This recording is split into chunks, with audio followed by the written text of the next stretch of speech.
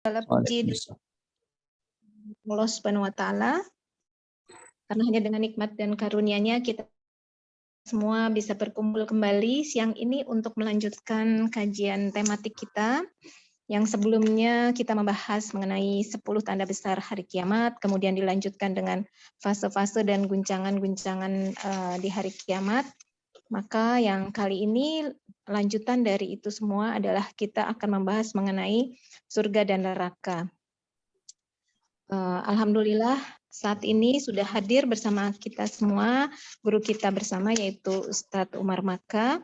Maka untuk mempersingkat waktu karena beliau saat ini ada di Bone ya Pak Ustadz. Ya, betul. Maka kita akan segera memulai kajiannya. Tafadhol Pak Ustadz. Barakallahu fiik buat seluruh pengurus Majelis Ta'lim Rabbani yang semoga senantiasa diistiqomahkan, disabarkan, diteguhkan Allah di atas dakwah, dan seluruh jamaah yang telah bergabung. Mudah-mudahan insya Allah apa yang kita lakukan pada kesempatan kali ini menjadi pemberat amal timbangan kita kelak di sisi Allah. Allahumma amin. Allahumma amin ya rabbal alamin. Mari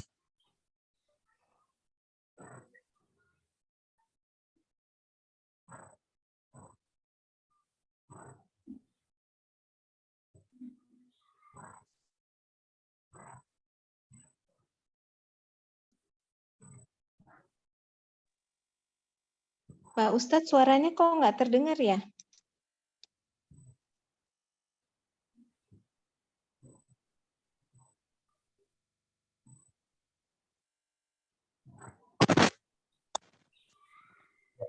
cek 1 2 3. Ya, sudah Pak. Alhamdulillah. Alhamdulillahilladzi bi'izzatihi wa jalalihi tatimmus shalihat. Asyhadu an la ilaha illallah wahdahu la syarika lah. Wa asyhadu anna Muhammadan abduhu wa rasuluhul mab'utsu rahmatan lil alamin. Allahumma shalli wa sallim ala Muhammad wa ala alihi wa sahabatihi wa man tabi'ahum bi ihsan ila yaumiddin. Amma ba'd. Allahumma arfa'na bil Qur'an, Allahumma anfa'na bil Qur'an, Allahumma 'allimna al Qur'an. Subhanak la ilma lana illa ma 'allamtana innaka antal alimul hakim. Qul inna salati wa nusuki wa mahyaya wa mamati lillahi rabbil alamin. Akhwatal iman azanallahu wa iyyakum ajma'in. Ibu-ibu Majelis Ta'lim Rabbani yang dirahmati oleh Allah. Alhamdulillah kita kembali dipertemukan Allah di majlis ilmu kita ini.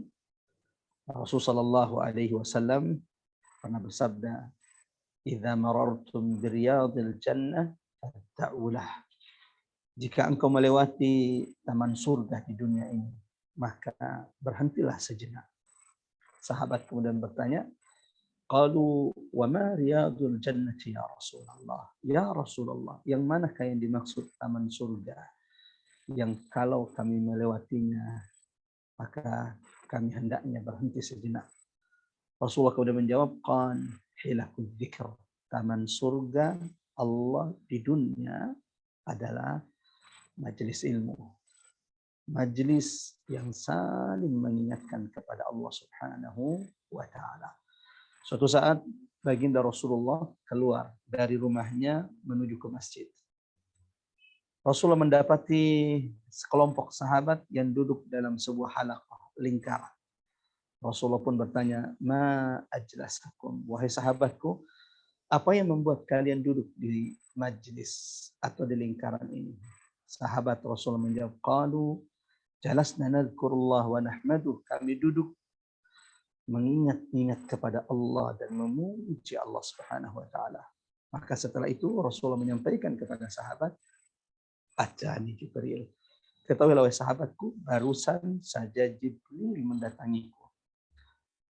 Lalu Jibril menyampaikan kepadaku, innallah, sesungguhnya Allah saat ini sedang membangga-banggakan majlis kalian di hadapan majlis malaikat Allah.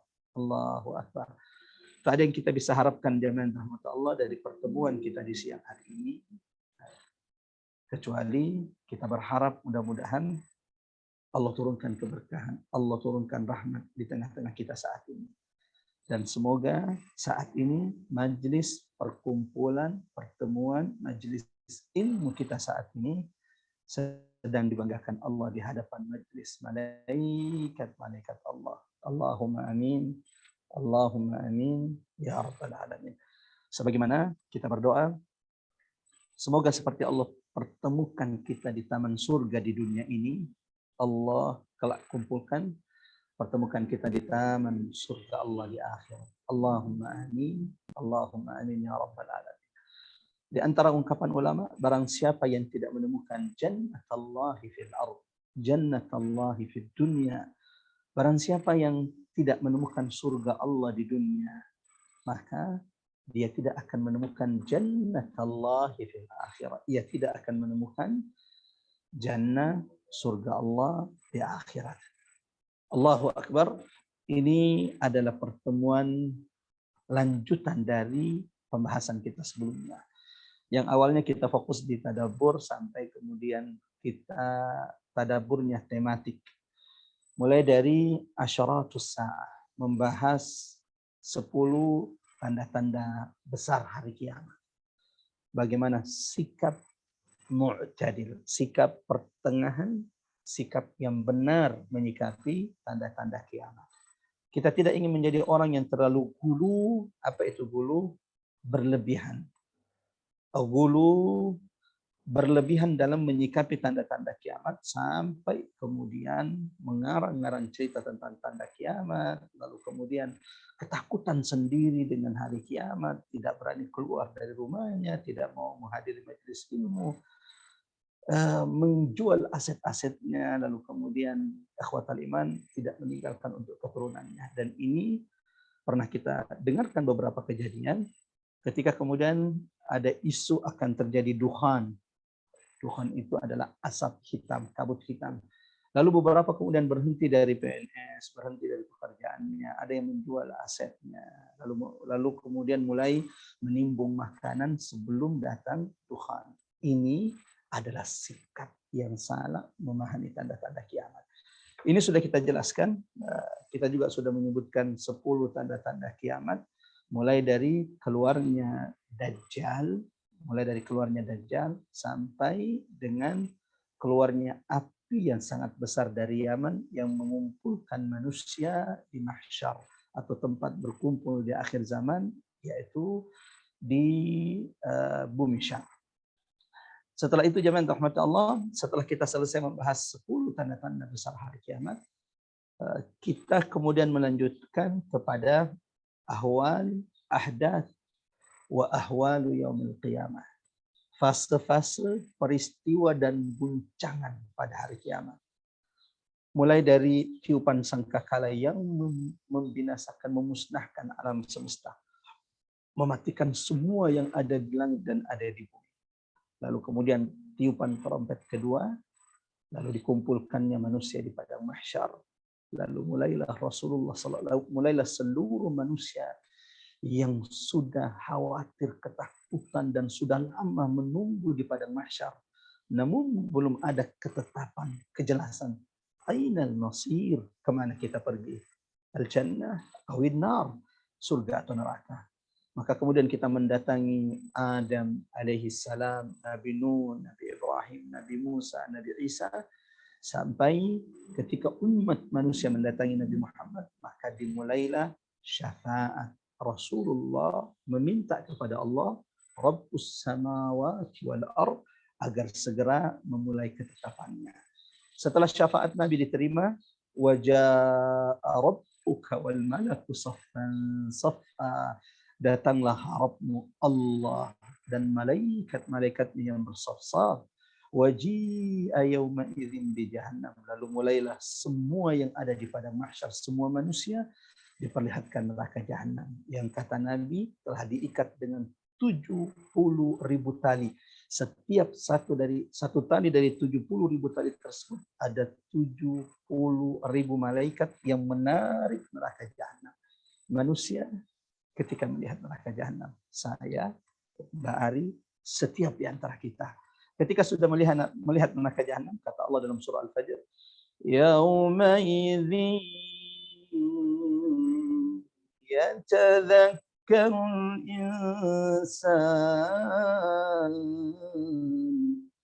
وأنى له الذكرى. Hari itu manusia mengingat, menyesali semua apa yang pernah dilakukannya di dunia.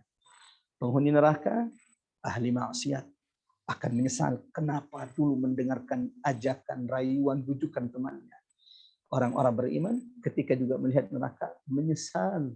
Duhai, kenapa dulu aku tidak memperbanyak amalku? Seandainya dulu aku menghatamkan Quran setiap hari, sungguh hari ini ada balasan terbaik yang aku dapatkan. Setelah itu dimulailah hisab. Salah satu fase yang menakutkan, mengerikan nanti pada hari kiamat. Ibunda Aisyah mendatangi kekasihnya Muhammad. Lalu Ibunda Aisyah berkata, ya Rasulullah, yaumal qiyamah, pada hari kiamat yang penuh dengan keguncangan, wanita yang hamil akan keguguran. Ibu-ibu yang menyusui meninggalkan anak-anak mereka. Manusia seperti orang yang gila, seperti orang yang mabuk. Wa ma hum bisukara. Sungguh mereka tidak mabuk. Walakinna azaballahi syadid. Tapi azab hari itu yang sangat pedih. Aisyah berkata, ya Rasulullah, ala yadhkurul habibu habibah. Engkau memiliki istri-istri yang engkau cintai. Pada hari kiamat, ya Rasulullah, apakah engkau akan mengingat kami kekasihmu, orang-orang yang engkau cintai? Nabi pun menjawab, ya. Pada hari kiamat, setiap di antara kita akan mengingat orang-orang yang dicintainya, anaknya, suaminya, cucunya. Illa, kecuali di 3 tempat, kecuali di 3 fase, kecuali di 3 peristiwa. La yadhkurul habibu habibahu fala. Seseorang tidak akan bisa menolong orang yang dicintainya. Apa itu? Ketika ia akan menerima kitabnya dalam proses hisab. Ya.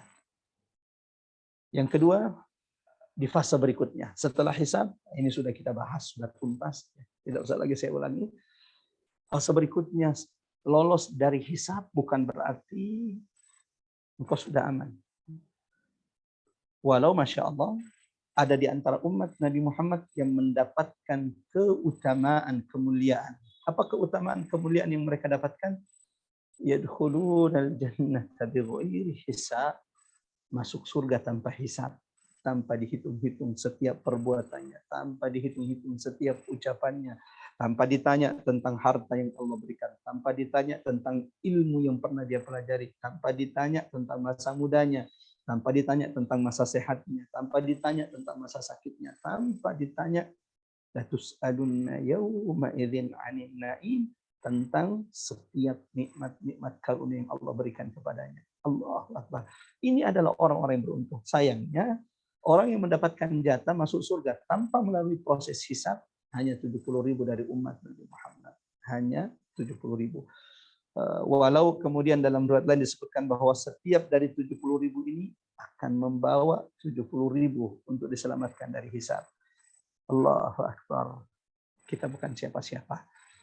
Kita banyak khilaf, kita banyak dosa. Tapi jangan pernah berputus asa untuk berharap, bermunajat, berdoa. Semoga kita semua termasuk dalam golongan yang akan dimasukkan surga tanpa melalui proses hisab yang menakutkan, yang berat ini. Allahumma amin. Allahumma amin. Ini juga sudah tuntas. Selesai dari fase hisab, ada fase mizan. فَأَمَّا مَنْ ثَقُلَتْ مَوَازِينُهُ. Adapun orang yang berat timbangannya, setiap amal seberat apapun, sekecil apapun itu akan ditimbang. Hari ini ketika kita menimbang sesuatu di dunia ini, mungkin zaman Allahu a'lam, timbangan atau ukuran berat yang paling ringan itu adalah 0,5 ons, atau mungkin ada yang lebih kurang dari itu.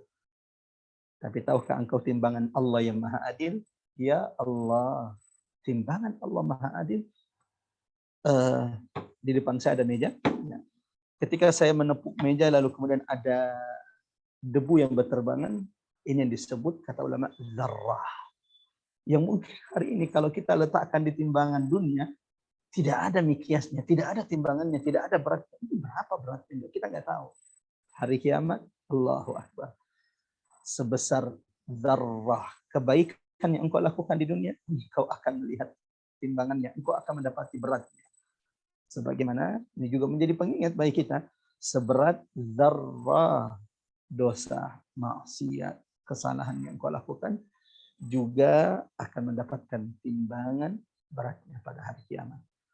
Selesai dari fase mizan, manusia menuju siratal mustaqim. Allahu Akbar. Ketika manusia sampai kepada siratal mustaqim, tiba-tiba sebelum sampai, jarak antara mizan dengan siratal, jarak antara mizan dengan sirat, titian, jembatan yang terbentang di atas neraka jahanam. Ya Allah, ya Rahman, Rahmah. Semoga Allah rahmati kita semua. Sirat, titian itu berada di mana? Terbentang di atas jahanam, neraka yang gelap.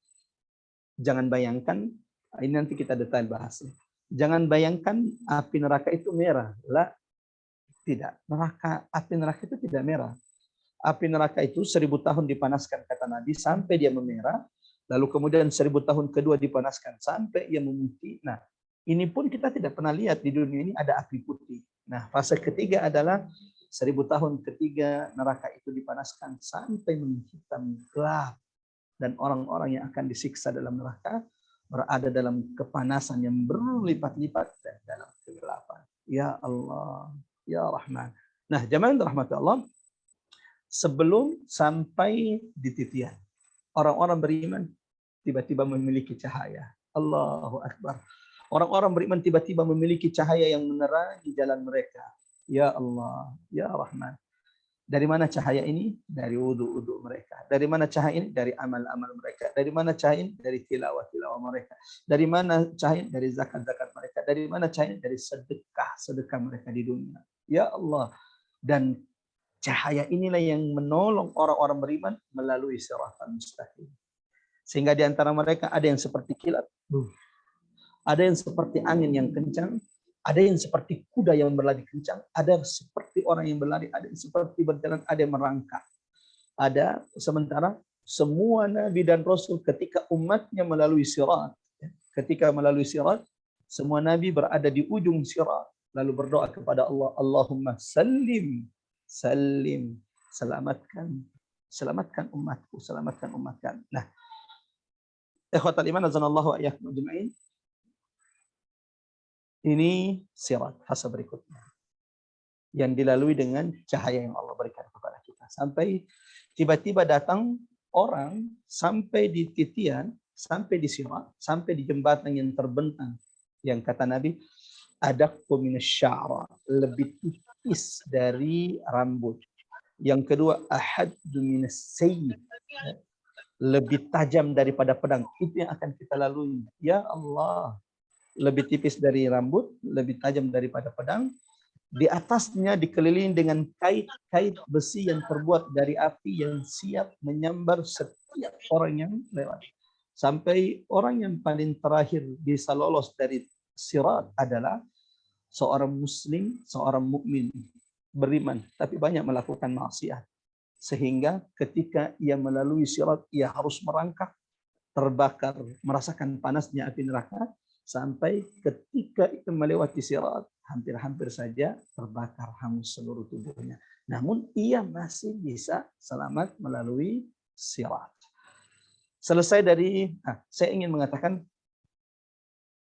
ada orang dalam Al-Quran surah Al-Hadid, Allah sebutkan, ketika melihat orang-orang beriman melalui sirat dengan cahaya-cahaya mereka, orang ini tiba-tiba tidak punya cahaya. Orang ini kehilangan, tidak ada cahayanya. Maka mereka kemudian mendatangi orang-orang beriman. Zaruna naqtabis min nurikum. Wahai orang-orang beriman, kita dulu sesama muslim. Kenapa saya tidak punya cahaya hari ini? Berikan sedikit cahaya kalian kepada kami. Maka jamaah rahmatullah Allah Subhanahu wa taala, orang-orang beriman pun berkata, faltamisu nur. Datanglah kalian ke belakang, carilah cahaya kalian masing-masing. Karena kami mendapatkan cahaya ini di tempat sebelumnya. Mereka kemudian pulang ke tempat berikutnya sebelumnya.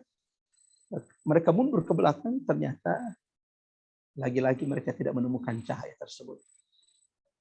Siapa mereka? Jemaah yang dirahmati oleh Allah Subhanahu wa taala, mereka adalah orang-orang munafik yang memperlihatkan keislaman, namun hati mereka lebih condong kepada orang-orang kafir. Memperlihatkan keislaman, namun ternyata membersamai musuh-musuh Allah untuk memerangi syariatnya sendiri, untuk memusuhi agama, memperolok-olok syariat kitabnya sendiri. Wal'iyadzubillah. Semoga Allah jaga, Allah lindungi kita dari sifat-sifat munafik. Selesai dari sirat, apakah sudah selesai? Belum. Kita belum masuk surga. Selesai dari sirat, ini fase terakhir teman kita jelaskan, kita berada di sebuah jembatan, qantarah. Nanti juga akan sedikit kita singgung di sini. Jembatan antara surga dan neraka. Ada perbedaan pendapat di antara ulama. Sebagian ulama mengatakan qantarah itu adalah ujung dari sirat, jembatan di atas neraka jahanam. Sebagian mengatakan, dan ini yang banyak dikuatkan, tidak. Sirat, titian, jembatan yang terbentang di atas neraka jahanam berbeda dengan qantarah. Karena di qantarah semua orang yang berkumpul di sana, jembatan antara sebelum masuk surga, jembatan antara surga dengan neraka, hanya orang yang berkumpul di sana adalah orang yang pasti masuk surga. Udah pasti masuk surga kalau sudah berkumpul di qantarah. Ada apa? Kenapa mereka kembali ditahan di sana? Kenapa mereka kembali kemudian disuruh berhenti di sana? Karena surga tidak boleh dimasuki, haram dimasuki oleh orang yang dalam hatinya masih ada sesuatu yang mengganjal dengan saudaranya, dengan sahabatnya. Maka di atas qantarah semua hati, semua jiwa diridhokan, dilapangkan oleh Allah Subhanahu wa taala. Semua orang kemudian saling memaafkan satu sama lainnya. Sehingga fadkhuli fi ibadi wadkhuli jannati. Surga Allah itu akan dimasuki ketika kita sudah tidak punya sesuatu yang mengganggu di hati kita. Fahuwa fi 'ishatir radiyah. Irji'i ila rabbiki radiyatan mardiyah. Orang yang masuk surga ridha dengan semua nikmat-nikmat Allah sebagaimana Allah ridha dengan mereka, dan malaikat penjaga neraka juga bernama Ridwan. Allahu Akbar. Nah, lanjut. Setelah itu manusia berkumpul di depan pintu-pintu surga. Ya Allah. Manusia berkumpul di depan pintu-pintu surga. Sementara yang sudah dilemparkan ke neraka sudah masuk ke dalam neraka. Orang-orang beriman, calon penghuni surga sudah berada di depan pintu-pintu surga yang kata Nabi, surga itu memiliki 8 pintu. Nah, insya Allah, ini sudah kita bahas dan saatnya insya Allah kita akan membahas tentang al-jannatu wan nar. Kita akan membahas tentang surga dan neraka yang disebutkan di dalam Al-Quran ataupun dalam hadis-hadis Rasulullah. Ka'annaka taraha. Seakan-akan engkau melihat surga Allah Subhanahu wa taala. Allahu Akbar. Allahu Akbar.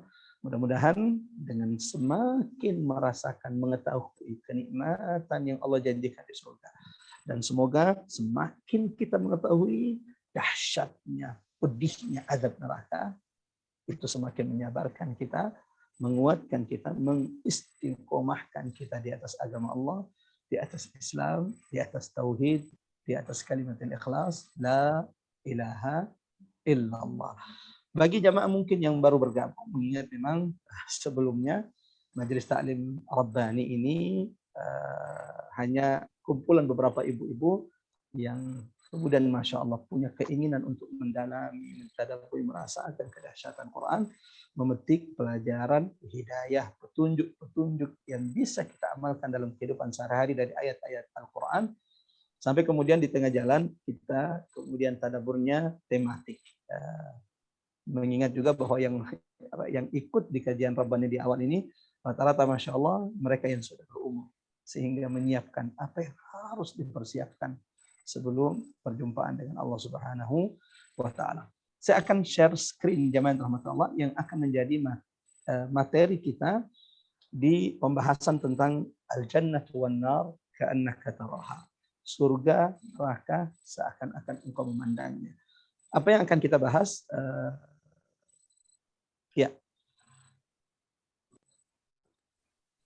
Ya, ini yang akan menjadi pembahasan kita insya Allah sampai beberapa pertemuan ke depan. Surga dan neraka seperti engkau melihatnya. Ya, kita akan memulai insya Allah dengan membahas surga dulu. Al-jannatu wan nar, surga dulu. Di beberapa tempat malah yang ada yang meminta Ustaz neraka dulu.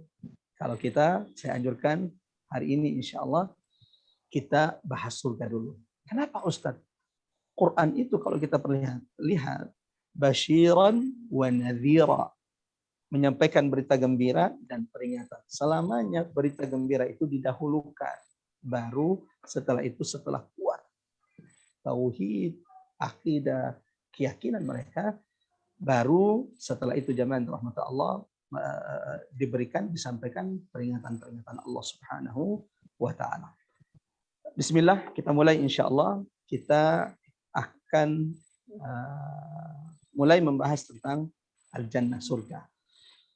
Ada beberapa poin yang akan kita bahas ketika kita berbicara tentang surga. Yang pertama, kita akan membahas dukhulul jannah, bagaimana manusia ketika hendak masuk ke dalam surga. Mulai dari syafaat Nabi agar orang-orang beriman disegerakan masuk surga. Lalu kemudian sebelum masuk surga, semua calon penghuni surga harus dibersihkan hati-hati mereka. Ada orang-orang yang masuk surga tanpa hisab. Orang miskin lebih dulu masuk surga daripada orang kaya. Berapa lama lebih dulunya? Nanti akan kita bahas. Ahli maksiat yang beriman akhirnya masuk surga. Ada orang tadinya dia disiksa di neraka, lalu kemudian ia dikeluarkan, mendapatkan syafaat dan akhirnya masuk surga. Sampai kepada orang yang paling terakhir masuk surga. Karena Nabi dalam hadis menyebutkan, saya tahu siapa orang yang paling terakhir masuk surga. Termasuk di antara yang kita bahas di poin pertama ini adalah, adakah orang yang sudah masuk surga? Adakah orang yang sudah masuk surga? Oke, ini menjadi pembahasan pertama. Yang kedua, ikhwatal iman, jamaah rahmatullahi Allah Subhanahu wa Ta'ala, di antara pembahasan kita adalah sifat surga, sifatul jannah. Di poin ini ada banyak pembahasan, di antaranya tidak ada nikmat yang sebanding dengan nikmat yang ada di surga. Ya Allah. Lalu kemudian kita juga akan membahas tentang abwabul jannah. Ada berapa pintu surga?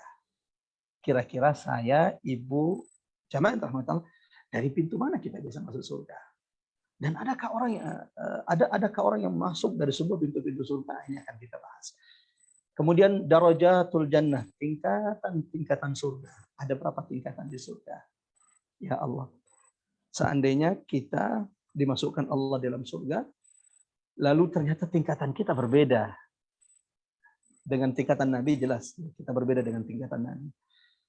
Adakah harapan kita masih bisa bertemu? Nah, ini akan kita bahas. Lalu kemudian turbatul jannah, turabul, bagaimana tanahnya surga? Gimana yang kita injak di sana? Akan kita bahas. Anharul jannah, sungai-sungai di surga. Ya Allah.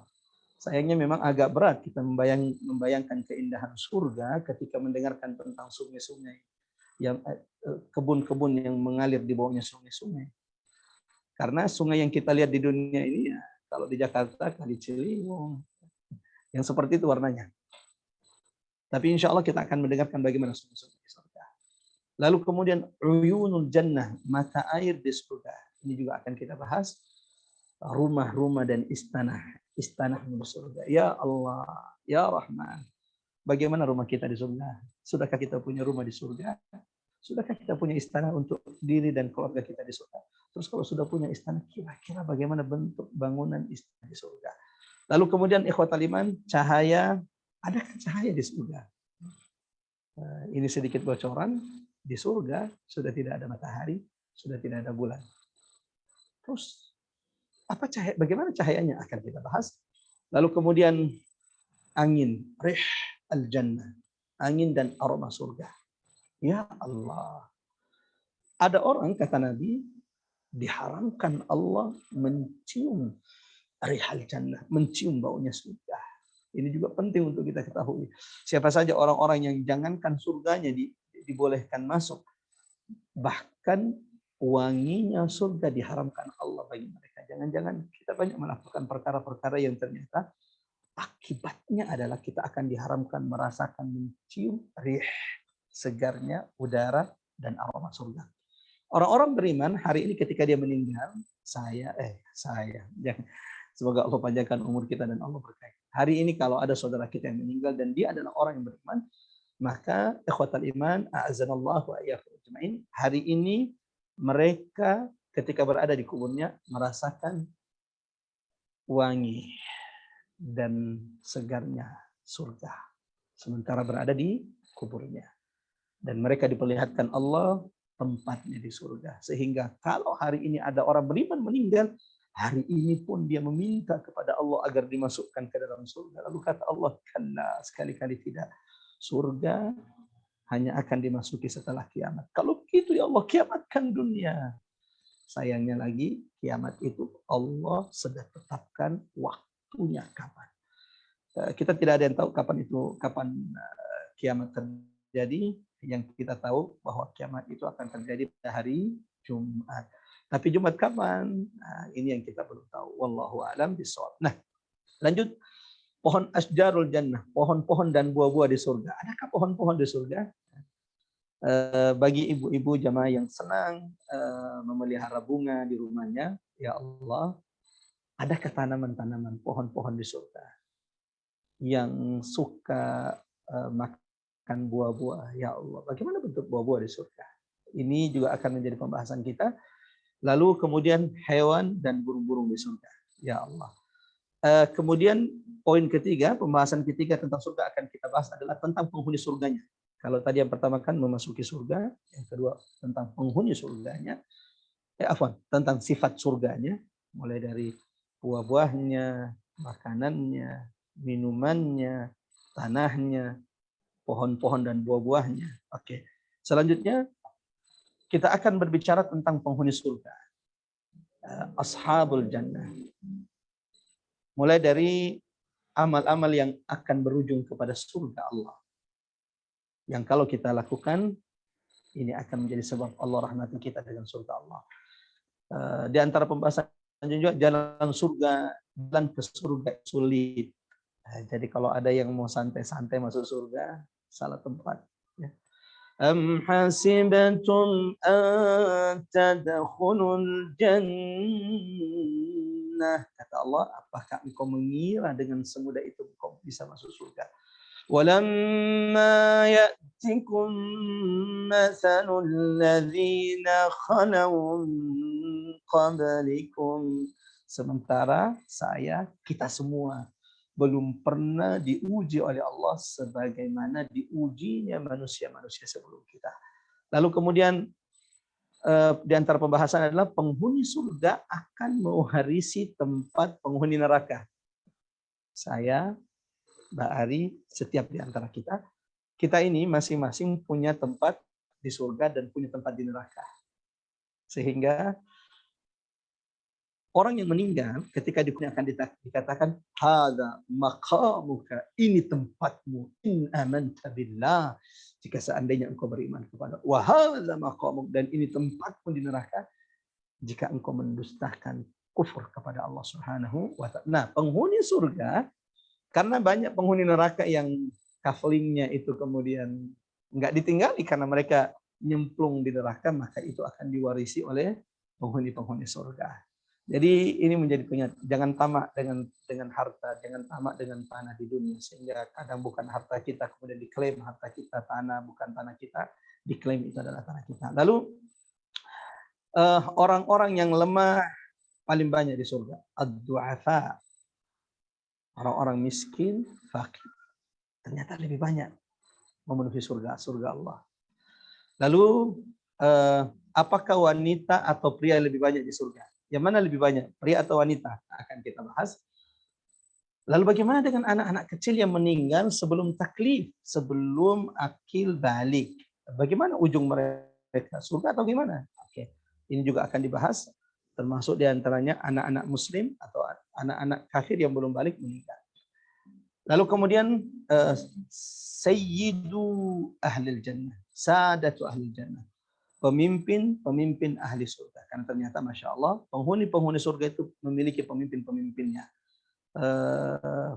Pemimpin wanita-wanita penghuni surga. Nah, itu ada pemimpinnya. Jadi Allahu Akbar. Ibu-ibu yang dirahmati Allah, jamaah ikhwatal iman azanallahu ayyakum ajma'in. Setiap wanita penghuni surga, semua wanita penghuni surga yang pemimpinnya atau sayyidat nisai ahli jannah, pemimpin wanita penghuni surga itu ada 4. Asia, Maryam, lalu kemudian yang ketiga Khadijah binti Khuwailid, yang keempat adalah Fatimah binti Muhammad. Saya doakan mudah-mudahan setiap ibu-ibu yang dirahmati Allah kelak akan dikumpulkan dengan wanita-wanita, pemimpin wanita-wanita penghuni surga. Qulu amin. Amin ya rabbal alamin. Termasuk ada pemimpin penghuni surga bagi anak muda. Jadi ada pemimpin surga dari kalangan anak muda. Nanti akan kita bahas insyaallah. Termasuk diantaranya 10 orang yang sudah dijanjikan masuk surga. Ya Allah, ada 10 orang dari umat Nabi, hanya 10 orang. Dan tidak akan bisa bertambah. Waduh, saya mau ini masuk nih, jadi ke-11. Nggak ada, udah tutup. Karena berita busyra, berita gembira ini datang dari Nabi. Dan ternyata itu ada 10 dari sahabat Nabi Muhammad SAW yang mendapatkan berita gembira tersebut. Poin keempat, poin terakhir, kenikmatan dalam surga. Na'imul jannah. Kenikmatan surga di atas semua kenikmatan. Sampai di antara ungkapan ulama, ghamsatun fil jannah. Satu celup di surga akan membuatmu melupakan setiap sakit, derita, ujian, cobaan yang pernah engkau alami di dunia. Satu celup di surga. Sebagaimana orang-orang zalim, koruptor, ahli maksiat yang tidak tobat sebelum mereka meninggal, mereka yang kufur mendustakan agama Allah, jamaah rahmat Allah, satu yang hari ini mungkin kita lihat begitu nikmat hidup mereka berfoya-foya dengan harta yang mereka dapatkan dengan cara yang tidak hak. Tapi ingat, kata ulama, ghamsatun finnar, satu celup juga di neraka membuat dia melupakan nikmat yang pernah dia rasakan di dunia. Nah, kemudian makanan dan minuman penghuni surga, apa saja yang menjadi makanan-makanan penghuni surga? Ustadz, ada nggak sih WC di surga? Sudah tidak ada. Buang air sudah tidak ada di surga. Karena setiap yang kita makan akan berubah menjadi keringat. Atyabu minal misk. Yang keringat ini lebih harum daripada misk. Ya Allah. Ya Allah. Dunia tempat kita berlelah-lelah. Maka semoga Allah sabarkan kita. Karena kenikmatan dan ketenangan. Tidak ada sedih, tidak ada tangisan, tidak ada galau, tidak ada resah, tidak ada ketakutan. Itu kelak kalau kita sudah di surga Allah. Sementara di dunia, yaum tabki. Hari ini mungkin kita diuji oleh Allah sehingga kita berderai air mata. Tapi jangan berputus asa, besok engkau pasti akan tersenyum. Sebagaimana hari ini yang tersenyum, bisa jadi besok engkau akan diuji oleh Allah. Dan ketika orang itu semakin bertambah keimanannya, ketakwaannya kepada Allah, semakin berat ujian yang akan datang kepadanya. Karena ujian bagi orang beriman adalah, di antara hikmahnya adalah siksa-siksa neraka yang didahulukan Allah di dunia. Orang yang diuji di dunia ini adalah penggugur dosa-dosa. Kalau di antara jamaah ada yang saat ini sedang sakit, diuji oleh Allah dengan penyakit, sabran, bersabarlah. Kalau di antara jamaah saat ini ada yang sedang mendapati kesulitan hidup, saya bisa mengatakan sabran, bersabar ibu-ibu yang dirahmati Allah. Ini pun yang dikatakan Nabi kepada sahabatnya ketika datang silih berganti menyebutkan kesulitan, ujian yang begitu berat. Nabi berkata kepada mereka, sabran, bersabarlah, hatta talqani indal haud, sampai kalian menjumpaiku di telaga Kautsar. Ya Allah, mudah-mudahan kita termasuk yang meminum dari telaga Kautsar. Setelah kita membahas makan dan minuman penghuni surga, kita juga akan membahas tentang libas ahli jannah, pakaian penghuni surga. Ya Allah. Ya Allah. Di dunia laki-laki dilarang menggunakan sutra. Haram bagi laki-laki, boleh bagi perempuan. Karena di antara pakaian surga itu adalah harir. Dan Allah membenci orang-orang yang berjalan di atas muka bumi ini dengan menyombongkan libas pakaian-pakaian mereka. Karena pakaian di dunia ini sebagus apapun dia, tidak akan pernah berarti di hadapan pakaian-pakaian penghuni surga. Lalu kemudian furush ahli jannah, tempat tidurmu. Furush itu bukan tempat tidur, ya. Ini salah tulis ini. Furush itu adalah tempat duduk-duduk. Karena di surga sudah tidak ada tidur. Di surga manusia sudah tidak tidur. La nauma fi. Tidak ada lagi orang tidur di surga. Tidak ada lelah, tidak ada capek, tidak ada tidur. Terus ngapain saja Ustaz? Na'im, kulluha na'im. Semuanya adalah kenikmatan. Walau nanti juga akan dijelaskan di antara nikmat-nikmat penghuni surga itu adalah kumpul-kumpul seperti ini. Wa aqbala ba'duhum 'ala ba'din yatasaalun. Dalam surah At-Tur Allah berfirman, di antara kenikmatan penghuni surga adalah ini nikmat. Apa itu? Ketika setiap penghuni-penghuni surga itu duduk di atas dipan-dipan, berjumpa saling berhadap-hadapan. Lalu mulailah mereka saling bertanya tentang tips rahasia. Kenapa hari ini mereka dimasukkan Allah ke dalam surga sekeluarga? Ya Allah, Ya Rahman. Nah lanjut. Pelayan-pelayan penghuni surga. Jadi ternyata Masya Allah. Ibu-ibu yang dirahmati Allah. Hari ini perlu diingatkan. Ada banyak syubhat yang disebarkan kepada wanita-wanita muslimah. Agar mereka melepaskan syariat yang menurut orang-orang yang menyesatkan, menyebar syubhat ini adalah bentuk diskriminasi kepada wanita. Ada yang mulai, tidak boleh, kita perempuan juga punya hak dong. Enggak boleh suami merintah-merintah. Ya, wanita salah satu pintu surganya adalah suaminya, ketaatan kepada suaminya. Selama suaminya tidak menyuruhnya kepada maksiat kepada Allah Subhanahu wa taala. Yang harus cara pandang seorang muslimah harus betul-betul diingatkan bahwa ketika dia menyiapkan teh untuk suaminya, ketika dia menyiapkan makanan untuk suaminya, kan ada juga yang mau makan tinggal suruh aja suaminya. Udah itu ada tuh tinggal ngambil aja. Ada yang kemudian Allahu Akbar menyiapkan. Berbeda antara ini dengan ini. Karena seorang istri ketika menyiapkan makanan kepada suami, maka itu adalah pahala, kemuliaan, ibadah yang mulia di sisi Allah Subhanahu wa taala. Dan ini di antara sebab dia akan ditinggikan surganya nanti pada hari kiamat. Walau suami yang baik juga adalah suami yang memahami kesulitan, kelelahan istrinya, atau kemudian pekerjaan yang banyak yang dilakukan oleh istrinya. Saya bisa mengatakan ini jamaah rahmat Allah karena saya sendiri melihat bahwa Allah memberikan kekuatan kepada perempuan yang kadang tidak diberikan kepada laki-laki. Khususnya Allah berikan rasa cinta lebih dalam diri perempuan dibanding laki-laki, sehingga perempuan itu jauh lebih bisa berlama-lama dengan anak-anak dibanding kami-kami ini para suami. Wallahu a'lam bishawab. Nah, selain itu kemudian wanita-wanita penghuni surga, bagaimana nanti ibu-ibu ketika dimasukkan ke dalam surga? Tersaingi enggak dengan bidadari? Saya pernah ditanya oleh istri ketika kita lagi ngobrol-ngobrol suatu malam, lalu bahas tentang surga, lalu istri nanya, Abi kalau nanti masuk surga, insya Allah Abi milih siapa? Bidadari atau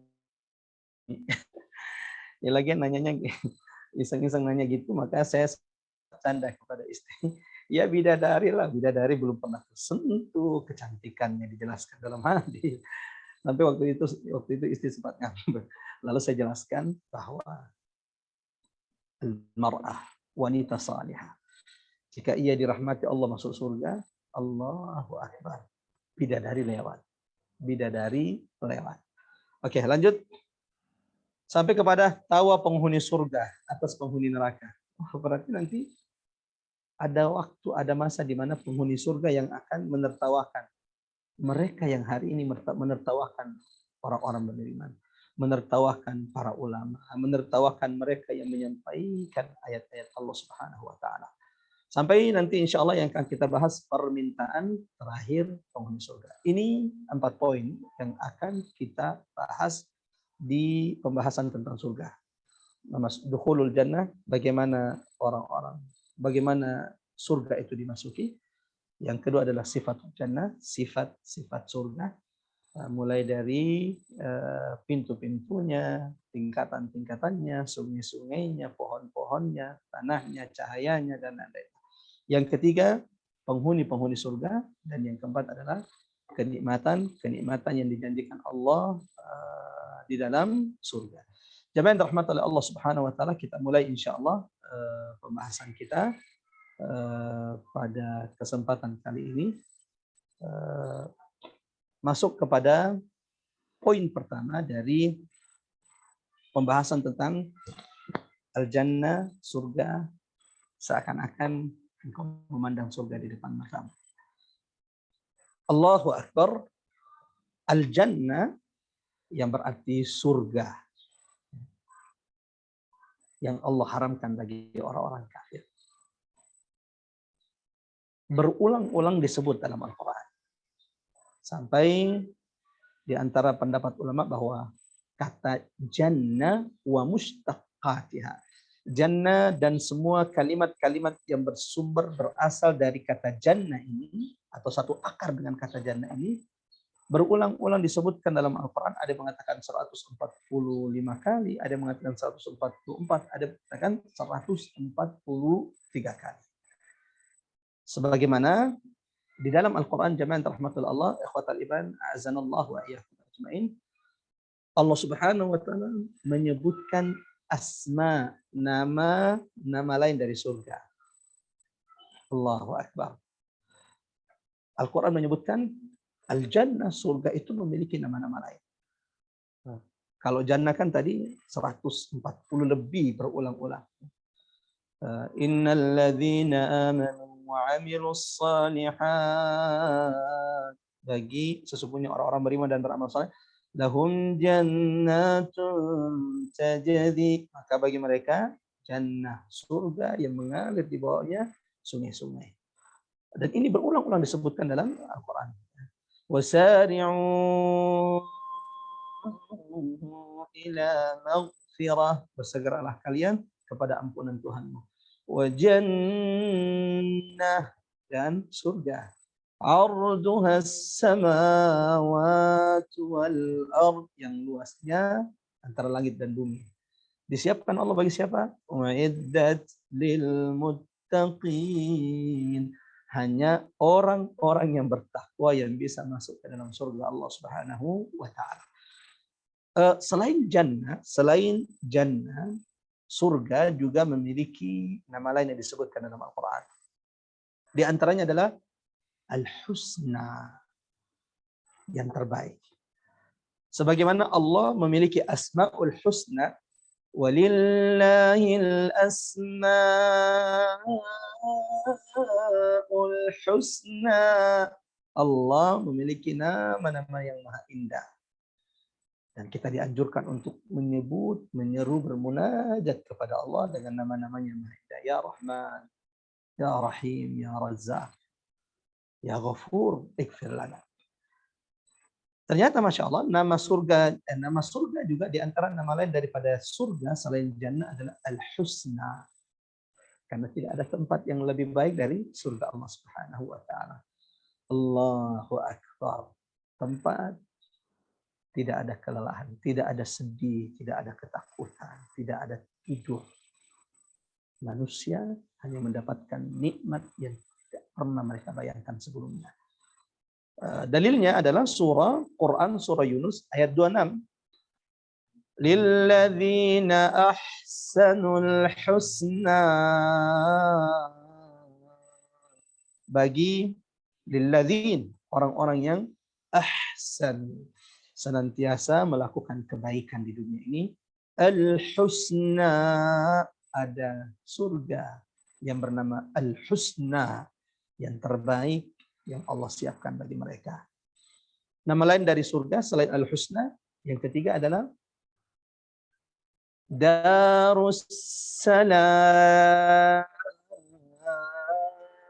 Allahu Akbar. Darussalam, tempat keselamatan. Sebagaimana firman Allah, dan di Darussalam inilah perjumpaan dengan Allah.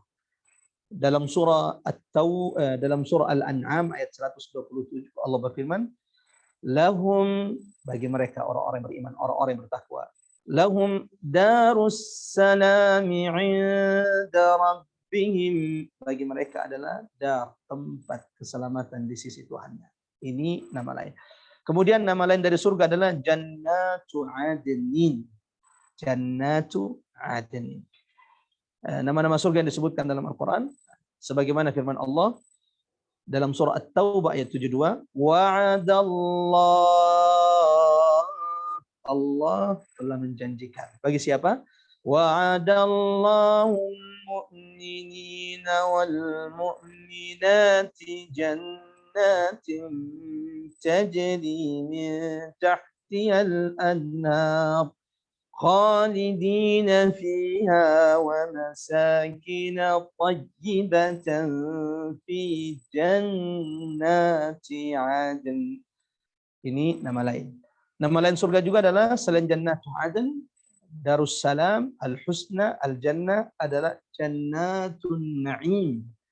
Sebagaimana dalam surah Yunus ayat 9, Innal ladzina amanu wa 'amilus salihati yahdihim rabbuhum biimanihim tajri min tahtihimul anharu fi jannatin na'im. Nama lain adalah Darul Muttaqin, wala ni'ma Darul Muttaqin. Lalu kemudian ada Jannatul Firdaus. Allahu Akbar. Dan ini adalah surga terbaik Allah Subhanahu wa taala. Sampai Nabi menyebutkan dalam hadis, "Idza talabtumul jannah." Kalau kalian minta surga kepada Allah, fatlubul firdaus al-a'la, maka mintalah surga Firdaus. Mintalah surga Firdaus. Maka sesuai sunnah berarti kita tidak boleh kemudian mengatakan dalam doa, ya Allah masukkan ke dalam surga tidak apa-apa, yang penting surga emperannya, luar-luarnya juga nggak apa-apa. Tidak. Sunnahnya adalah kata Nabi, kalau minta surga, mintalah surga terbaik di sisi Allah, yaitu Al-Firdaus. Innal ladzina amanu wa amilus shalihat kanat lahum jannatul firdausi nuzula. Al-Kahfi ayat 107. Lalu kemudian di antara nama lain dari surga adalah Jannatul Khuld, yaitu surga yang kekal. Nama lainnya juga adalah Al-Ghurfah, sebagaimana disebutkan dalam surah Al-Furqan ayat 75. Nama lain lagi adalah Darul Muqamah. Ini juga disebutkan dalam Al-Quran. Yang terakhir, ikhwatal iman azanallahu wa iyyakum ajma'in, di antara nama surga yang disebutkan dalam Al-Quran selain yang sudah kita sebutkan adalah Darul Qarar, tempat di mana manusia akan tenang dan tidak pernah merasakan ketenangan sebelumnya sebagaimana ketenangan yang mereka rasakan ketika telah dimasukkan Allah ke dalam surga yang nama lainnya adalah Darul Qarar. Lanjut, ikhwatal iman azanallahu wa iyyakum ajma'in, setelah kita menjelaskan muqaddimah tentang nama-nama surga, bahwa selain jannah ternyata surga memiliki beberapa nama yang disebutkan dalam Al-Quran. Kita akan masuk pada pembahasan pertama, dukhulul jannah, tentang bagaimana surga itu dimasuki oleh para penghuni surga. Bagaimana manusia ketika hendak memasuki surga Allah Subhanahu wa taala. Jamaah rahmatullah Allah Subhanahu wa taala, kita tidak akan pernah memasuki surga Allah tanpa syafaat Nabi Muhammad sallallahu alaihi wasallam.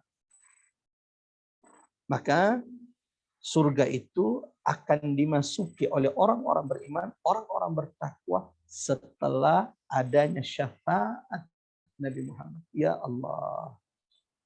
Maka menjadi musibah bagi seorang muslim ketika mendengarkan nama nabinya Muhammad sallallahu alaihi wasallam disebutkan, lalu kemudian lisannya tidak tergerak untuk berselawat. Bahkan Nabi menyebutkan dalam hadis, ragima'am, celaka, kemudian celakalah orang-orang yang mendengarkan nama Nabi Muhammad sallallahu alaihi wasallam disebutkan sementara lisan mereka tidak tergerak untuk berselawat kepada baginda Rasulullah sallallahu alaihi wasallam. Jadi ini poin pertama. Surga tidak akan dimasuki surga, penghuni-penghuni surga tidak akan masuk ke dalam surga-surga yang penuh dengan kenikmatan. Ma la ainun ra'at, yang kenikmatannya tidak pernah disaksikan oleh mata, wala udhunun sami'at, kenikmatannya tidak pernah didengarkan oleh telinga, wala khatar ala qalbi bashar, juga tidak pernah terbesit dalam hati dan pikiran manusia kecuali setelah adanya syafaat Nabi. Masihkah engkau enggan bersolawat kepada Rasulullah sallallahu alaihi wasallam? Allahumma salli wa sallim ala Muhammad wa ala ali Muhammad. Saya tidak akan berbicara panjang bagaimana syafaat Nabi karena ini sudah kita pernah bahas ketika menjelaskan tentang fase peristiwa guncangan hari kiamat. Ketika manusia sudah menanti waktu yang sudah cukup lama. Yaum. Ustaz, berapa lama kita di padang mahsyar? Ada yang masih ingat? Lamanya kita di padang mahsyar yaum, 1 hari. Tapi hitungan lamanya 1 hari di padang mahsyar hari itu kayak ka 50.000 sana. Lamanya di dunia ini 50.000 tahun. Ya Allah, 50.000 tahun. Maka ketika manusia sudah sudah khawatir, sudah ketakutan, sudah lama menunggu belum ada keputusan, mereka mendatangi Nabi Adam. Lalu Nabi Adam berkata, Inna Rabbi, Tuhanku hari ini telah murka yang tidak pernah ia murka seperti ini sebelumnya dan setelahnya. Jangan datang kepada aku, jangan minta kepada aku. Dulu aku pernah memakan buah yang dilarang oleh Allah. Datanglah kalian kepada Nuh. Kita pun datang kepada Nabi Nuh. Jawaban Nabi Nuh sama dengan Nabi Adam. Inna Rabbi, Tuhanku hari ini ghadiba ghadban, telah murka dengan murka yang tidak pernah aku lihat sebelum dan setelahnya. Bagaimana mungkin hari ini aku meminta sementara di dunia aku pernah meminta sesuatu yang dilarang oleh Allah. Mendoakan anaknya Kan'an yang kufur kepada Allah Subhanahu wa taala. Idhabu ila Ibrahim, kita pun datang kepada Ibrahim. Ibrahim alaihi salam, Khalilur Rahman, kekasih Allah, manusia termulia setelah Nabi Muhammad sallallahu alaihi wasallam. Namun ketika seluruh umat manusia berkata, ya Ibrahim, wahai Ibrahim, Abul Anbiya, Anda adalah bapak dari semua nabi, mintalah kepada Allah agar Allah segerakan keputusan kemana kami hendak pergi, ke surga atau ke neraka tempat kami. Ibrahim jawabannya sama. Inna Rabbi, Tuhanku hari ini telah murka, kemurkaan yang tidak pernah aku lihat sebelumnya. Sementara dulu aku pernah berdusta. Aku pernah berdusta 3 kali. Ya, disebutkan memang bahwa Nabi Ibrahim itu pernah berdusta 3 kali. Walau menurut kita ini tidak bisa disebut, belum bisa juga disebut dusta. Pertama, ketika Nabi Ibrahim ditanya siapa yang menghancurkan patung-patung ini, maka Ibrahim menunjuk selalu tanya patung yang paling besar, inkanu yantiqun, kalau dia bisa bicara karena kapaknya ada di tangannya.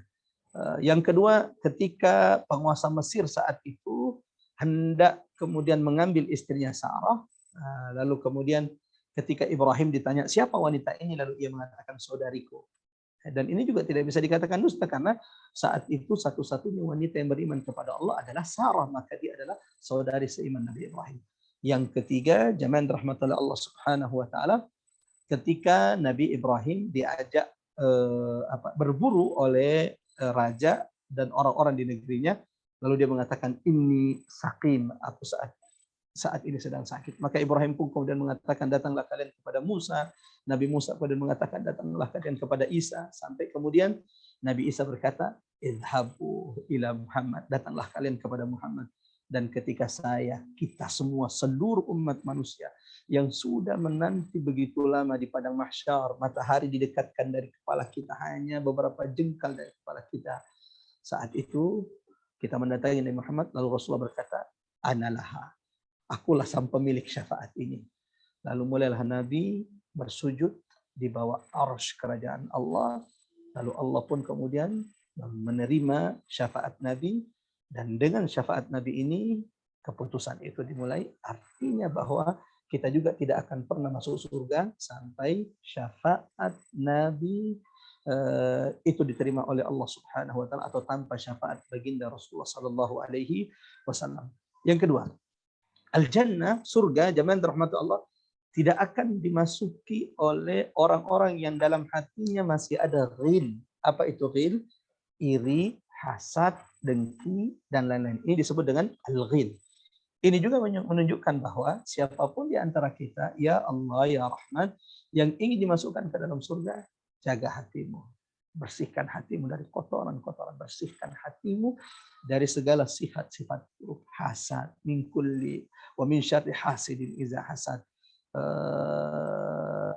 Iri, dan sifat-sifat buruk lainnya, jemaah. Dendam, menyimpan dendam kepada saudaranya. Karena sebagaimana kita sebutkan tadi, di antara fase-fase sebelum sampai pintu surga, surga tidak akan dimasuki sampai semua manusia calon penghuni surga telah dibersihkan Allah hati-hati mereka dari ghil. Itu kenapa di antara doa yang diajarkan Allah kepada kita, Rabbana, ya Tuhan kami, la taj'al, jangan jadikan fi qulubina, di hati-hati kami, ghillan. Ghil, apa itu ghil? Hasad dan turunannya. Ghil, benci kepada saudara-saudaranya. Hari ini saya ingin mengatakan, kenapa orang-orang kafir, kenapa orang yang membenci agama Allah, kenapa orang yang membenci syariat Allah itu berkuasa, atau kemudian mereka bebas melakukan apa saja. Bukan karena orang yang musuh agama Allah ini kuat, tidak. Tapi karena umat Islam yang lemah. Di antara penyakit yang menggerogoti jiwa hati orang-orang beriman hari ini adalah ghil. Ormas ini tidak senang kalau kemudian ormas ini yang muncul. Kelompok ini tidak senang kalau kemudian kelompok ini yang muncul. Sehingga akhirnya, Allahu Akbar, ini musibah yang terjadi di tengah kaum muslimin ketika kita kaum muslimin menghabiskan energi, waktu, kekuatan kita hanya untuk berkonflik, berselisih, menyerang sesama kaum muslimin. Ya Allah. Nah, jamaah rahmatullah Allah Subhanahu wa taala, ini penting untuk kemudian menjadi pengingat bagi saya setiap di antara kita untuk membaca doa yang Allah ajarkan dalam Al-Qur'an, Rabbana la taj'al fi qulubina ghillan lil ladzina amanu. Nah, setelah setelah penghuni surga itu dibersihkan dada mereka, hati-hati mereka dari ghil, semua orang sudah dengarkan, ya Allah, dulu ia pernah menyinggung, membuat saya sakit hati. Kenapa? Ya Allah, di depan umum dia mengatakan ini dan itu menyakitkan bagi saya. Allah pun memerintahkan orang itu untuk meminta maaf sampai semua yang ada di atas qantara, di atas jembatan antara surga dan neraka sudah saling memaafkan, sudah saling berlapang dada. Barulah setelah itu, jamaah yang dirahmati Allah Subhanahu wa taala, mereka disuruh menuju ke pintu surga Allah Subhanahu wa taala. Poin ketiga, siapa orang yang pertama kali masuk surga? Dan umat siapa yang pertama kali masuk surga? Kita sudah tahu semuanya bahwa, atau sudah pernah mendengarkan dari ceramah guru-guru, habaib, masyayikh kita, bahwa manusia ketika orang-orang yang akan datang ke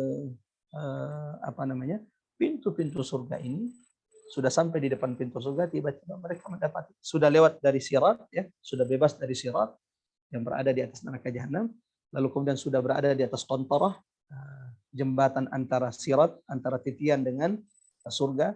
Di sana mereka dibersihkan hati-hati mereka dari segala bentuk ghil, hasad, iri, dengki. Karena surga tidak boleh ada orang yang saling dengki. Sehingga di surga itu yang ada adalah cinta, love, satu sama lainnya. Tak ada lagi orang yang kemudian benci, saling mengkritik, saling menyinggung, menyakiti, menyindir, atau membuli satu sama lain. La kalla wallah. Semuanya adalah kenikmatan, ketenangan di sisi Allah Subhanahu wa taala. Nah, ketika manusia sudah sampai di depan pintu surga, ternyata pintu surga tertutup. Dan kata malaikat, la, surga tidak akan, pintu-pintu surga. Ada berapa pintu surga? Nanti akan kita bahas insya Allah di pembahasan berikutnya. Sifat surga, abwabul jannah, pintu-pintu surga. Yang disebutkan oleh Nabi dalam hadis bahwa pintu surga itu ada 8. Beberapa disebutkan Nabi dalam hadis, ada pintu surga puasa. Ya Allah, ada pintu surga yang khusus dimasuki oleh orang-orang yang berpuasa. Terus bagaimana Ustaz kalau kita juga puasa, kita juga sholat, kita juga bersedekah? Ini tuntas, detail akan kita bahas di pertemuan selanjutnya insya Allah. Intinya bahwa ketika penghuni surga sudah sampai di depan pintu surga, lalu tiba-tiba pintu surga masih tertutup. Tapi sudah tidak ada kekhawatiran karena sudah di checkpoint, sudah di tempat aman. Karena kalau sudah sampai di kontoro, selama sudah bebas lewat dari sirat, lewat dari titian, berarti dia sudah aman. Dia sudah aman.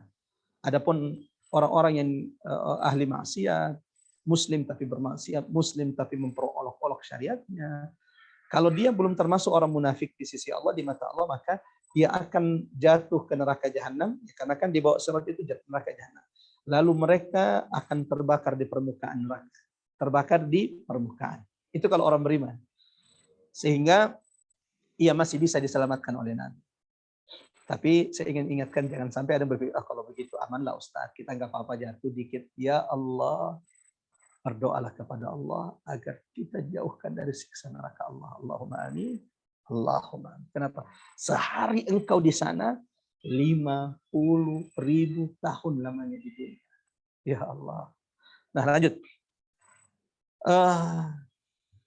Malaikat berkata bahwa pintu surga tidak akan kami buka kecuali untuk manusia termulia yang pertama kali boleh memasukinya. Siapa itu?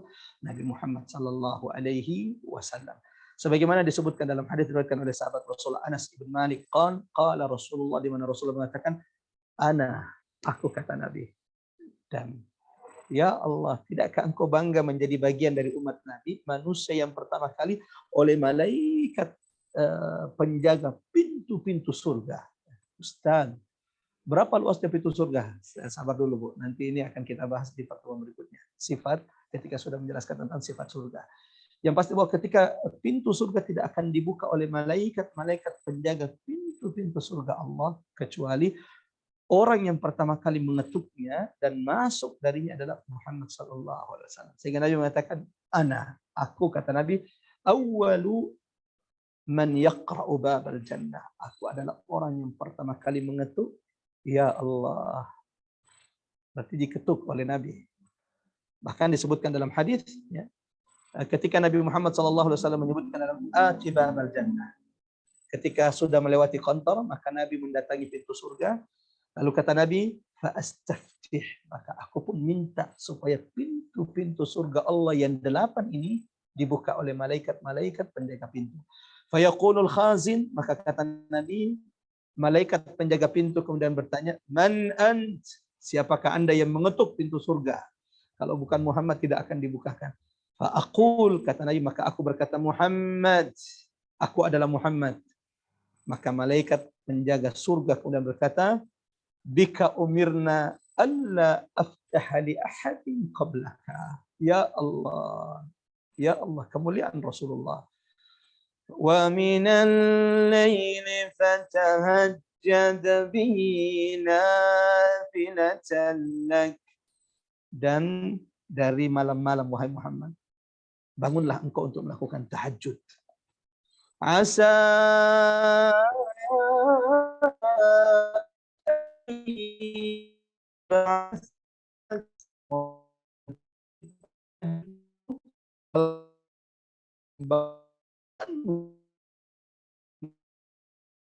Di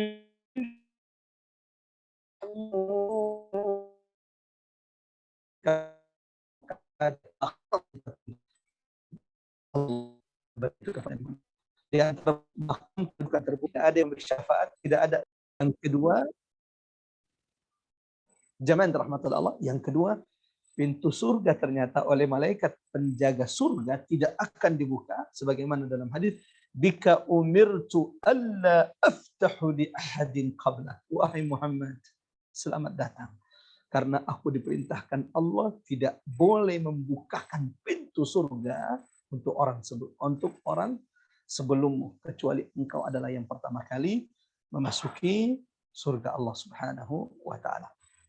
Ini dari sisi manusia yang pertama kali masuk surga, yaitu Nabi Muhammad, baginda Rasulullah sallallahu alaihi wasallam.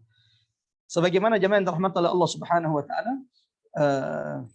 sebagaimana umat yang pertama kali akan masuk surga. Ustaz, adakah orang Yahudi masuk surga? Ya, yaitu orang Yahudi yang beriman kepada Allah dan beriman kepada Musa. Adakah orang Nasrani masuk surga? Ada, yaitu orang Nasrani yang beriman kepada Allah dan beriman kepada risalah Nabi Isa. Bukan mereka yang menjadikan hari ini Nabi Isa Tuhan selain Allah Subhanahu wa taala. Nah, umat yang pertama kali masuk surga juga adalah umat Nabi Muhammad sallallahu alaihi wasallam. Dalam hadis yang diriwayatkan oleh Abu Daud dari sahabat Nabi Abu Hurairah radhiyallahu an, Rasulullah berkata, "Atani Jibril." Aku pernah didatangi oleh Jibril. Fa arani babal jannah. Lalu Jibril memperlihatkan kepadaku pintu-pintu surga. Tadkhulu minhu ummati, yang akan pintu-pintu surga yang akan dimasuki darinya umatku, kata Nabi. Faqala Abu Bakar, maka kemudian Abu Bakar berkata, ya Rasulullah, wadidtu anni kuntu ma'aka hatta anzura ilaihi. Ya Allah. Sampai kemudian Abu Bakar ketika mendengarkan itu, mendengarkan bahwa Jibril mendatangi Nabi, lalu kemudian Nabi diperlihatkan pintu surga yang darinya umat Nabi akan masuk. Abu Bakar berkata sambil berlinang air mata, wadidtu ya Rasulullah, aku ingin betul, aku berangan-angan seandainya ketika itu aku sedang bersamamu dan Allah merezekikan aku bisa melihat kepada pintu-pintu yang akan dilewati oleh umat Nabi Muhammad SAW. Faqala Rasulullah, maka Rasulullah berkata, ama innaka ya Abu Bakar awwalu man yadkhulul jannata min ummati. Adapun engkau wahai sahabatku Abu Bakar, engkau adalah orang yang paling pertama masuk surga setelahku dari umatku. Ya Allah, Allahumma salli wa sallim ala Muhammad wa ala ali Muhammad. Lanjut ikhwatal iman azanallahu wa iyyakum ajmain. Poin keempat, ada orang-orang yang masuk setelah kita menjelaskan tentang orang yang pertama kali masuk surga dan umat yang pertama kali masuk surga. Sebagaimana poin berikutnya, poin keempat adalah ada orang-orang yang masuk surga tanpa hisab. Ini tidak akan saya bahas panjang karena sudah dibahas ketika kita membahas tentang fase-fase peristiwa guncangan hari kiamat. Manusia akan terbagi tiga ketika dia dihisab. Bagi yang belum ikut sebelumnya, manusia terbagi tiga ketika dihisab. Satu, kelompok pertama, bagian pertama, yadkhulunal jannata bighairi hisab. Mereka yang masuk surga tanpa hisab, lolos hisab, tanpa diuji, tanpa dites, tanpa didebat, tanpa ditanyai. Ini 70.000 dan setiap 70.000 membawa 70.000 dari umat Nabi Muhammad sallallahu alaihi wasallam. Yang kedua, Allahu Akbar. Mudah-mudahan kita termasuk dari kelompok pertama ini. Yang kedua, yuhasabu hisaban yasira. Ada orang dihisab, tetap dihisab, tapi tidak didebat, tidak diperketat pertanyaannya. Dia hanya diperlihatkan amal-amalnya, amal-amal baiknya, dan diperlihatkan amal-amal buruknya tanpa didebat oleh Allah. Siapa ini? Orang-orang beriman yang mengambil kitabnya dengan tangan kanannya. Karena kata Nabi, orang itu nanti pada hari kiamat kalau sudah didebat oleh Allah, manutishal hisab. Barang siapa yang ketika dia dihitung-hitung oleh Allah, dihisab, dia didebat oleh Allah, ditanya tentang umurnya, kok bisa kamu meninggal tidak bisa baca Quran, kok bisa kamu ini, kalau sudah didebat begitu kata Nabi, udzib, dia pasti diazab. Wal'iyadzubillah. Yang ketiga, orang yang dihisab dan berat, sulit hisabnya. Siapa itu? Yaitu orang-orang yang mengambil kitabnya dengan tangan kirinya. Fasaufa yuhasabu hisaban asira. Pada kesempatan kali ini saya hanya akan menyebutkan ciri-ciri orang yang masuk surga tanpa hisab. Allahu Akbar. Mereka yang tidak melakukan kesyirikan, mereka yang tidak beramal-ramal, tidak datang kepada dukun. Ini masa depan anak saya gimana? Jodohnya ada enggak ya? Jodohnya. Kalau dia meramal-ramal maka tidak pantas gugur dari yang mendapatkan surga Allah tanpa hisab. Yang ketiga, mereka yang tidak berobat dengan api. Wala yakcawun. Yang keempat, ikhwatal iman azanallahu wa iyyakum ajmain, wala yastarqun, tidak minta diruqyah, dan ini sudah kita bahas tentang perbedaan pendapat ulama tentang maksud dari tidak diruqyah. Yang kelima, jemaah yang dirahmati Allah, masih pembahasan bagaimana memasuki surga Allah Subhanahu wa taala. Poin kelima adalah al-maskin, orang-orang miskin itu al-fuqara wal masakin. Orang-orang fakir dan miskin yasbiqunal agniya, mendahului orang-orang kaya masuk surga. Sampai doa baginda Rasulullah. Maka ini juga menjadi penyabar, penguat bagi kita.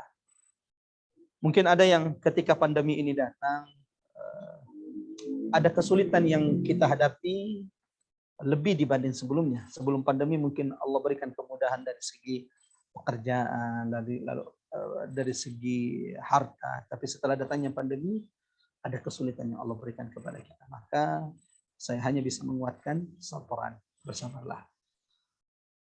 Kesabaranmu di atas ujian di antara sebab Allah akan berikan pahala yang tidak terbatas. Innama yuwaffas sabiruna ajrahum bighairi hisab. Dan kalau kemudian ternyata kita ini termasuk orang, kita sudah berusaha, kita sudah melakukan apapun, tapi kenapa ya kita tidak dibukakan dunia seperti sahabat kita, seperti kerabat kita? Bersabarlah. Nabimu Muhammad sallallahu alaihi wasallam dalam doanya di Madinah, Allahumma ya Allah ahyini miskinan, hidupkan aku dalam keadaan miskin, wa amitni miskinan, matikan juga aku dalam keadaan miskin, wahsyurni ma'al masakin, dan bangkitkan aku kelak bersama orang-orang miskin. Bangkitkan dari kuburnya bersama orang-orang miskin. Ikhwahillah, ibu-ibu yang dirahmati Allah, apa yang menjadi sebab kenapa orang miskin itu lebih dulu masuk surga dibanding orang kaya? Tapi bukan berarti bahwa kemudian setelah ini langsung kemudian memiskinkan diri. Karena wallah ini cara pandang yang salah. Ada orang yang dipilih oleh Allah, dikayakan oleh Allah karena Allah berharap kekayaannya digunakan untuk menolong agama Allah. Ada orang dikayakan oleh Allah agar hartanya digunakan untuk menolong syariat Allah. Ada orang yang dikayakan oleh Allah agar hartanya digunakan untuk kemudian berdakwah, menyebarkan agama Allah, menyebarkan tauhid, menyebarkan Islam, menyebarkan Quran di atas muka bumi Allah Subhanahu wa taala. Semoga kita semua dipilih oleh Allah, dipilih oleh Allah tenaga kita, dipilih oleh Allah ilmu kita, dipilih oleh Allah keluarga kita, dipilih oleh Allah harta kita untuk kemudian menegakkan agama Allah Subhanahu wa taala. Allahumma amin.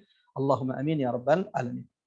Diriwayatkan oleh Imam Muslim dalam sahihnya dari sahabat Abdullah ibn Umar radhiyallahu anhu berkata bahwa Rasulullah sallallahu alaihi wasallam pernah bersabda, inna fuqara al-muhajirin, sesungguhnya orang-orang fakir dari kalangan muhajirin yasbiquna al-aghniya yaumal qiyamati ila al-jannah bi 40 kharifa.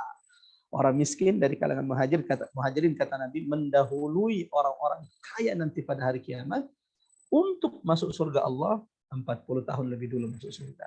Ya Allah. Sebagaimana ada banyak riwayat yang menguatkan ini, di antaranya riwayat Imam At-Tirmidzi dari sahabat Nabi Abu Hurairah, Rasulullah SAW bersabda, fuqara'ul muhajirin yadkhulunal jannah qabla agniyaihim, bahwa orang-orang fakir dari kalangan muhajirin masuk surga lebih dulu dari orang kayanya bi 500 am, lebih dulu 500 tahun. Kalau tadi 40 tahun, nah ini 500 tahun.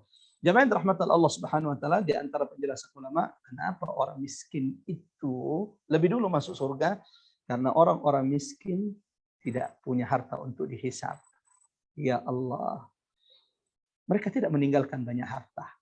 Sehingga hisabnya pun ringan. Hisabnya cepat. Sementara orang kaya, semua aset, rumahnya di Sumatera, rumahnya di Sulawesi, kebun sawitnya, pabriknya, bisnis kulinernya, bisnis pakaiannya, bisnis perjalanan, travelnya. Orang kaya akan dihisap oleh Allah. Dan semoga ini menjadi pengingat bagi saya, hamba Allah yang fakir, dan pengingat bagi setiap di antara kita. Orang kaya, kenapa kemudian orang miskin lebih dulu? Karena orang miskin itu tidak banyak dihisap, sementara orang kaya semua akan dihisap. Hartanya, dari mana ia dapatkan, kemana ia sumbangkan. Ternyata ia menyumbangkan hartanya kepada tempat-tempat yang dibenci oleh Allah, kepada tempat-tempat maksiat banyak dilakukan, dan tidak menggunakan hartanya di jalan Allah Subhanahu wa taala. Wal iyadu billah.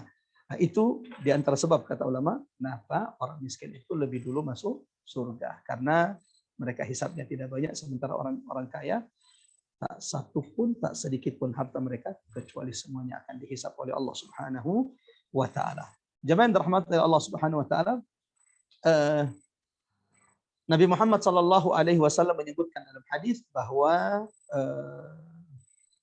ya, ada 3 orang yang pertama kali masuk surga.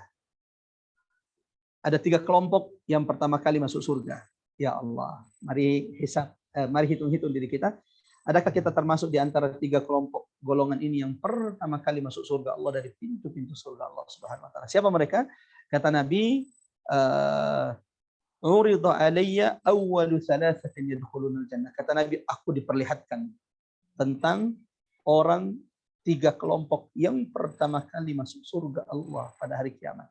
Jadi kan kita ngantri, jadi kita nih ngantri nih. Orang miskin lebih dulu, lalu kemudian kelompok-kelompok yang mereka yang dalam hadis didahulukan untuk masuk surga, sampai jatah orang yang paling terakhir masuk surga, dan itu akan menjadi pembahasan terakhir kita hari ini. Siapa orang yang pertama kali masuk surga? Ada 3 kelompok kata Nabi. Yang pertama syahid, orang yang mati syahid. Mati syahid di jalan Allah, membela agama Allah. Mereka ini kata Nabi adalah orang yang pertama masuk surga dari umat Nabi Muhammad SAW. Yang kedua, wa'afifun muta'affif, orang yang tidak punya, orang miskin tapi tidak mau meminta-minta kecuali mengharap kepada Allah. Ya Rahman, ya Rabbana. Kesulitan, tidak punya apa-apa, namun ia menjaga dirinya, afif, muta'affif. Dia menjaga kehormatannya, tidak mendatangi saudaranya, tidak mendatangi abangnya, tidak mendatangi adiknya, tidak mendatangi kakaknya, sahabatnya untuk minta-minta. Allahu Akbar. Orang yang seperti ini termasuk dari 3 kelompok yang pertama-tama masuk surga. Yang ketiga, kata Rasulullah SAW, wa abdun ahsana ibadatahu wa nasaha mawaliyah. Yang ketiga adalah yang termasuk 3 kelompok yang pertama kali dimasukkan ke dalam surga Allah Subhanahu wa taala. Kata Nabi Muhammad sallallahu alaihi wasallam adalah orang yang senantiasa memperbaiki ibadah-ibadahnya, lalu menasihati pembantunya, menasihati anaknya, menasihati karyawannya untuk juga beribadah kepada Allah Subhanahu wa taala. Jamaah yang dirahmati Allah Subhanahu wa taala, poin terakhir dari pertemuan kita mengingat waktu yang sangat singkat. Orang yang masuk surga setelah cemplung dulu ke neraka. Jadi ada orang juga, Masya Allah, tidak merasakan neraka. Mudah-mudahan kita termasuk di antaranya. Ada orang masuk surga, tapi cemplung dulu di neraka. Kenapa mereka dicemplungkan? Karena mereka beriman, tapi juga melakukan maksiat yang dilarang oleh Allah, melakukan dosa yang dilarang oleh Allah. Sehingga ketika mereka melalui sirat, mereka tergelincir, tapi hanya sampai di permukaan api neraka, terbakar, hangus. Lalu ketika kemudian syafaat dibuka oleh Allah, Nabi memberikan syafaat dari umatnya, ummati, anak yang soleh, mendapati tidak ada ibunya, bapaknya di surga. Ternyata ada di neraka. Lalu ia berdoa kepada Allah, ya Allah, ummi, abi, ya Allah, ibuku tidak kutemukan di surga. Ya Allah, aku tidak sampai seperti ini kecuali karena ada kebaikan ibuku, masukkan ia ke dalam surga hari ini. Maka orang ini pun kemudian dimasukkan Allah ke dalam surga. Ada orang, jamaah dirahmati Allah, selamat dari neraka karena sahabatnya, temannya yang baik. Jamaah dirahmati Allah, ibu-ibu yang dirahmati Allah, perhatikan baik-baik, kiri kanan, depan belakang. Adakah teman-teman baik yang kau miliki yang kira-kira nanti akan mencarimu ketika mereka sudah di surga dan ternyata engkau tergelincir masuk di neraka? Adakah di antara mereka kira-kira akan mencarimu hari itu? Ya Allah, ada orang sahabat bertemu di majelis ilmu, bertemu di tempat yang baik, lalu mereka saling mendoakan. Tiba-tiba salah satu di antara mereka tidak ada di surga. Maka sahabatnya itu kemudian berdoa kepada Allah, ya Rabb, aku tidak menemukan sahabat. Dia mengajakku dulu pengajian, tapi hari ini aku tidak menemukan dia di surga. Maka Allah pun menyelamatkan hamba tersebut ke dalam surga. Nah, jemaah yang dirahmati Allah, disebutkan dalam riwayat, ini sebenarnya panjang ceritanya, cuma memang waktu kita yang sangat terbatas, sementara azan sudah mau dikumandangkan di Makassar. Kata Nabi, orang-orang yang tadinya cemplung ke neraka, hangus terbakar diri mereka, lalu mereka diangkat dari neraka oleh malaikat Allah, lalu sebelum masuk surga, mereka dimandikan dulu di sungai yang bernama Nahrul Hayah, sungai kehidupan. Mereka dibersihkan di sana, dimandikan, lalu tumbuhlah kembali tubuh mereka. Setelah bersih, baru mereka kemudian akhirnya masuk surga. Ini alumni-alumni neraka. Beriman, tapi juga berdosa, bermaksiat, cemplung dulu di neraka. Tapi akhirnya juga masuk surga Allah Subhanahu wa Ta'ala. Yang terakhir dari poin pembahasan kita hari ini, mereka yang masuk surga, bentuk ragam manusia ketika masuk surga. Rasulullah Sallallahu Alaihi Wasallam, jemaah yang dirahmati oleh Allah Subhanahu Wa Taala, juga menyebutkan tentang orang yang pertama kali masuk, orang yang paling terakhir masuk neraka. Orang yang pertama kali paling terakhir masuk surga. Artinya bahwa dia adalah alumni neraka paling terakhir. Setelah orang ini sudah tidak ada lagi orang yang keluar dari neraka. Dia adalah orang yang paling terakhir keluar dari neraka dan paling terakhir masuk surga. Kita tutup pertemuan kita malam ini, sore ini, jemaah yang dirahmati Allah, dengan mendengarkan sosok yang kata Nabi, dialah orang yang paling terakhir keluar dari neraka. Setelah dia, tak ada lagi orang yang keluar dari neraka. Siapakah beliau? Yang pasti tidak disebutkan namanya. Kalau disebutkan namanya mirip dengan nama kita kan ngeri juga. Kata Nabi, inni la'alamu akhiru ahlin nari khurujan minha. Aku tahu, kata Nabi, sungguh aku tahu siapa penghuni neraka yang paling terakhir dikeluarkan dari neraka. Wa akhiru ahlil jannati dukhulal jannah. Sebagaimana dia juga adalah orang yang paling terakhir masuk surga. Karena dia paling terakhir masuk neraka, keluar dari neraka berarti kan juga paling terakhir masuk surga. Rajulun yakhruju minan nari hadwa, yaitu orang yang keluar dari neraka sambil merangkak. Fayaqulullahu lah, lalu Allah berkata kepadanya, idhhab fadkhulil jannah, wahai hambaku, pergilah masuk ke surgaku, ya Allah, ya Arhamar Rahimin.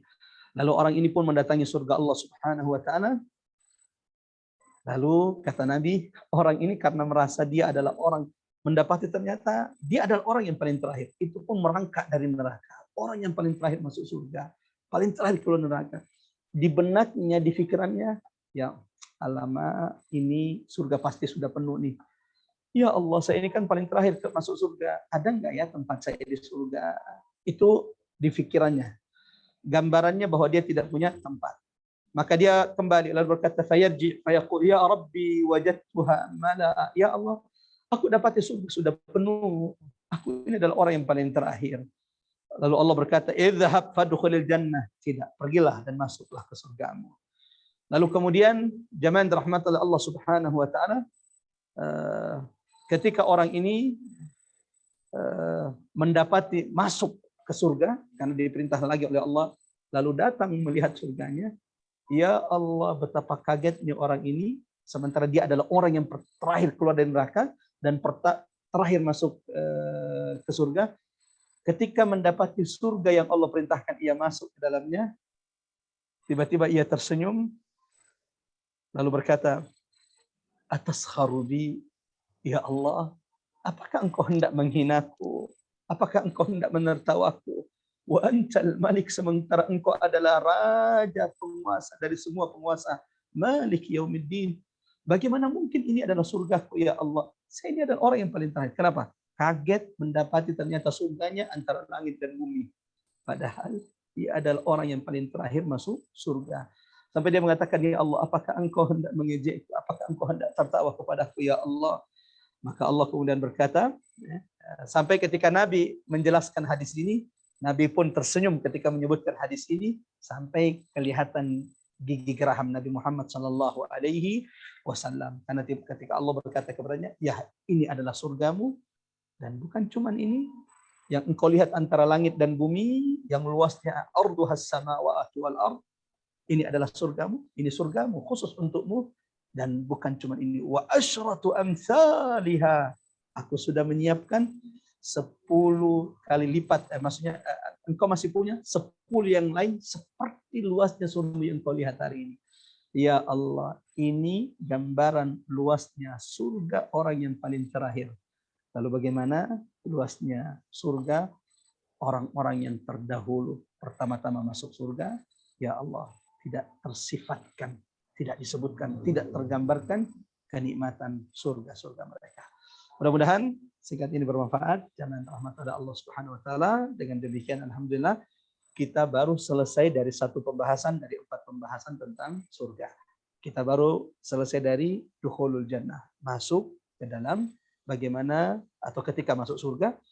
Tersisa 3 pembahasan, sifatul jannah, sifat-sifat karakter surga, lalu kemudian ahlul jannah atau ashabul jannah, penghuni-penghuni surga, dan yang terakhir naimul jannah, nikmat surga. Mudah-mudahan ini menambah pengetahuan kita tentang surga dan semakin menyabarkan kita di atas ketaatan kepada Allah. Mbak Ari, mohon maaf sekali, kami ada kajian agenda setelah ini, jadi kalau ada pertanyaan silakan ditulis lalu diberikan kepada panitia kajian MT Rabbani. Wassallallahu ala Muhammad wa ali Muhammad. Sebelum kita tutup doa majelis kita dengan doa kafaratul majelis, kami minta kepada host mengaktifkan seluruh mikrofon, dan saya mengajak kepada ibu-ibu yang dirahmati Allah sama-sama membaca surah Al-Asr. Silakan di-unmute. Sahabat Nabi tidaklah berpisah. Lain sudah berwasiat dengan baca Al-Asr. Mari sama-sama kita baca surah Al-Asr. A'udzu billahi minasyaitonir rajim. Bismillahirrahmanirrahim. Al-Asr. Illal ladzina amanu wa 'amilus shalihati wa tawassaw bil haqqi wa tawassaw bis sabr. Kita tutup dengan doa kafaratul majelis. Subhanakallahumma wa bihamdika. Allahumma ala Muhammad wa ala Muhammad. Assalamualaikum warahmatullahi wabarakatuh. Sampai ketemu insyaallah di pekan depan masih pembahasan surga dan neraka. Waalaikumsalam Pak Ustaz. Terima kasih Mas.